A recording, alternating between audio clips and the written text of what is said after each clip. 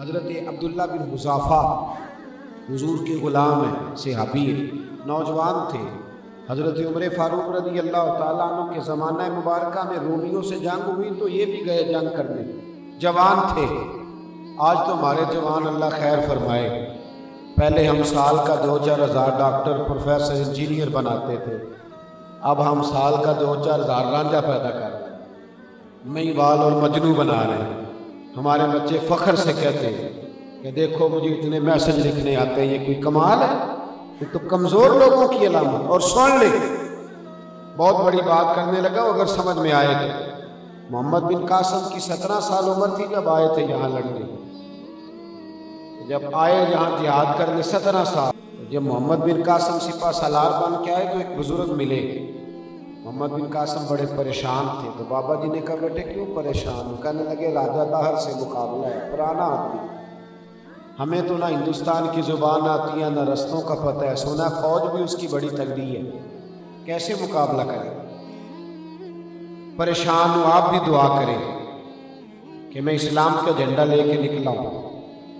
3 دنوں کے بعد وہ بزرگ کہتے محمد بن قاسم پھر مجھے ملے تو حشاش بشاش تھے، تو میں نے کہا بیٹا آج بڑا خوش ہے؟ کہنے لگے بابا جی میرے ہاتھ نقطہ آ گیا ہے، راجہ طاہر 3 گھنٹے سے زیادہ میرا مقابلہ نہیں کر سکتا۔ ملت کے جوانوں یہ بات دل کی کسی تختی پہ لکھ لینا، 3 گھنٹے سے زیادہ محمد بن قاسم کہنے لگے راجہ طاہر ہندو 3 گھنٹے سے زیادہ میرا مقابلہ کر سکتا؟ کہا تجھے کیسے پتا چلا؟ کیسے پتا چلا؟ تو محمد بن قاسم کہنے لگے میں نے پتہ کرایا، توجہ کرو توجہ، پتہ کرایا ہے، وہ نظر کا گندہ ہے، وہ تو اپنے ماموں، چچا اور پھوپھی کی بیٹی پر بھی گندی نظریں ڈالتا ہے۔ جو لوگ نظر کے گندے ہوتے ہیں وہ میدانوں میں کھڑے رہنے کے قابل نہیں ہوتے، وہ کسی میدان کے قابل نہیں ہوتے، وہ تو کمزور لوگ ہوتے۔ 3 گھنٹے سے زیادہ میرا مقابلہ کر سکتا؟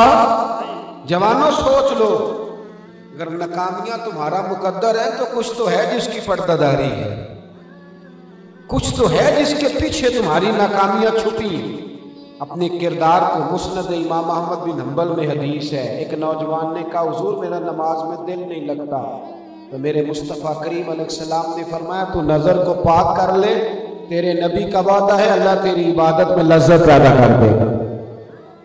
حضرت عبداللہ بن حذافہ رضی اللہ تعالیٰ عنہ جوان تھے، رومیوں کے خلاف لڑ رہے تھے، 1000 کی تعداد تھی رومی فوج کی اور اکیلے تھے۔ جس کے ساتھ اللہ کی مدد ہوتی ہے نا اس کے مقابلے میں لاکھوں لوگ بھی صفر ہو جاتے ہیں۔ 1000 کے مقابلے میں لڑ رہے تھے، آخر گرفتار ہوئے۔ روم کے بادشاہ کے پاس جب قیدی کر کے لے جائے گئے تو سپاہیوں نے کہا بادشاہ یہ نوجوان بڑا قابل ہے، اگر ہماری فوج میں آ گیا تو بڑا فائدہ کرے گا، اسے قتل نہیں کرنا چاہیے۔ کہا ٹھیک ہے، کیا کریں؟ کہا کسی طریقے سے اسے عیسائی بناؤ معاذ اللہ۔ اور قرآن پاک نے ایک نص بیان کی ہے، فرمایا کافر تم سے کبھی راضی نہیں ہو سکتا حتیٰ تتبع ملتہ، جب تک کہ تم کافر کے دین کی پیروی نہ کرو۔ یہ نہ مذاکرات سے راضی ہوگا، نہ 2-4 بندے دینے سے راضی ہوگا، یہ اسی وقت راضی ہوگا جب مسلمان دین چھوڑ دے گا۔ یہ قرآن نے بیان کیا۔ کہا کسی طریقے سے عیسائی بناؤ، تو بادشاہ کہنے لگا طریقوں کی کیا ضرورت ہے، 2-3 پتے ہوتے ہیں بندے کا ایمان خریدنے کے، ابھی خرید لیتے ہیں، چلو پھینکو پتے۔ تو اس نے پہلا پتا پھینکا، کہنے لگا قیمت تیری مرضی، قیمت جتنے پیسے تو کہے گا میں انبار لگا دوں گا دولت کا، عیسائی ہو جا۔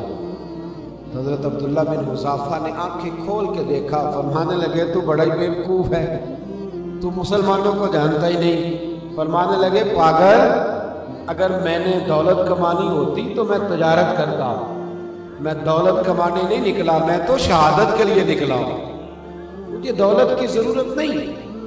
اس نے اس سے مایوس ہو کے دوسرا پتا پھینکا۔ یہ بڑی مشکل بات ہے جو میں سنا رہا ہوں، آپ سن رہے ہیں، میں سنا رہا ہوں، پر کام خاصا مشکل ہے۔ پیسے دیکھ کے بھی بندہ رخ بدل جائے، یا تو فتوے بدل جاتے ہیں پیسے لے کے۔ اللہ معاف کرے، حکمرانوں کو لوگ چٹھی دے دیتے ہیں، کہتے ہیں تو بالکل امیر المومنین ہے، پاک صاف ہے، پہلے اسلام زندہ باد کے نام پر ووٹ لیتے ہیں، پھر 2 وزارتیں لے کے ساری حکومتیں صحیح ہو جاتی ہیں، پھر فوری طور پہ کہتے ہیں سب ٹھیک ہے، ہمیں جو 2 وزارتیں مل گئی۔ اب دوسری بات کی، کہنے لگا پیسے نہیں لینے تو میں بادشاہ ہوں، بادشاہی کے بعد جو عہدہ تم کہو گے تمہیں دے دیں گے، جو عہدہ کہو گے۔ آپ کہنے لگے میں نے تو پہلے تجھے بیوقوف کا لقب دے دیا ہے، تو بڑا ہی پاگل ہے۔ او خدا کے بندے، میں مصطفیٰ کا صحابی ہوں، اور نبی پاک کے صحابی ہونے سے بڑا عہدہ دنیا میں ہے ہی کوئی نہیں۔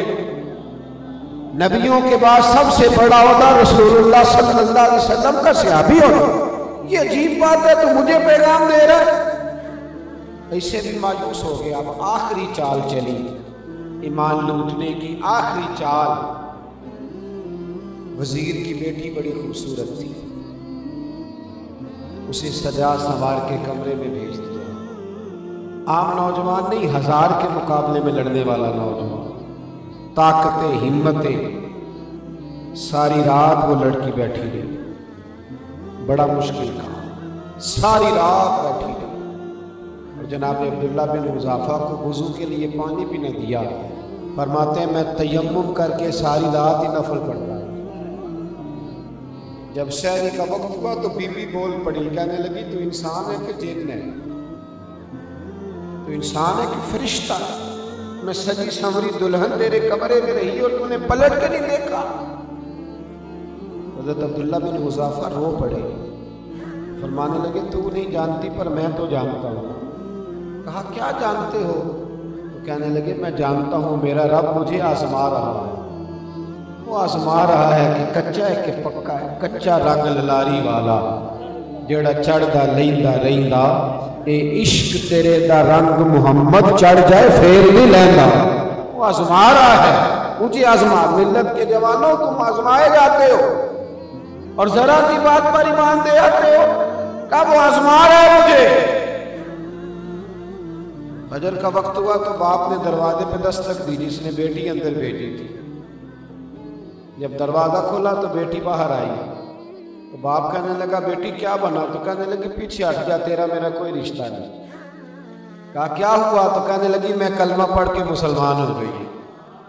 کہنے لگا تو نے تو مسلمانوں کے نبی کو دیکھا نہیں، مسلمان کیسے ہو گئی؟ تو کہنے لگی بتا جس کے غلاموں کی یہ شان ہے وہ رسول کتنی عظمت والا ہو، کا اپنا مرتبہ اور مقام کیا ہوگا۔ میرے بھائی یاد رکھ لو، اپنے آپ پہ پابندیاں لگاؤ۔ ہم بے احتیاط سے زندگی گزار رہے ہیں، مسلمان ہیں، حضور کے غلام ہیں۔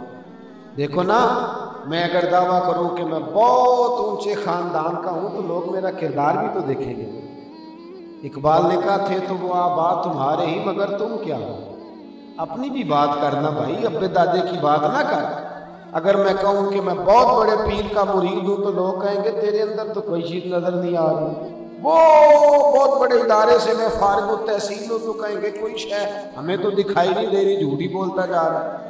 تو اگر ہم سارے مل کے کہیں کہ ہم بہت عظمت والے رسول کے ماننے والے، تو کافر سوال نہیں پوچھے گا کہ تیرے کردار میں بھی تو کوئی جھلک آنی چاہیے۔ وہ جو دین ساری لوگوں تک پہنچانا ہے اس پہ عمل کس نے کرنا؟ کون اس پہ ابھی تک برادریوں کا رٹا چال رہا ہے؟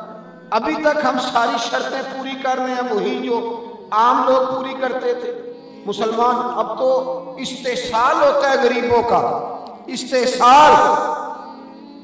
ٹرک جاتے ہیں جہیز کے، ٹرک وصول کیے جاتے ہیں، اور جب کروڑوں روپیہ لگتا ہے نا امیر کے بیٹے کی شادی پر، بلکہ پیر کے بیٹے کی شادی پہ بھی کروڑوں ہی لگتا ہے، تو غریب پہ جھانک رہا ہوتا ہے۔ اس کا بیٹا اور اس کی بیٹی روتی ہے اور اپنے ابا سے پوچھتی ہے کہ ابا ہمیں کس جرم کی سزا دے؟ پھر لوگ کفر تک جاتے ہیں۔ نبی پاک کی حدیث سے ثابت، خدا را استحصال چھوڑ دو۔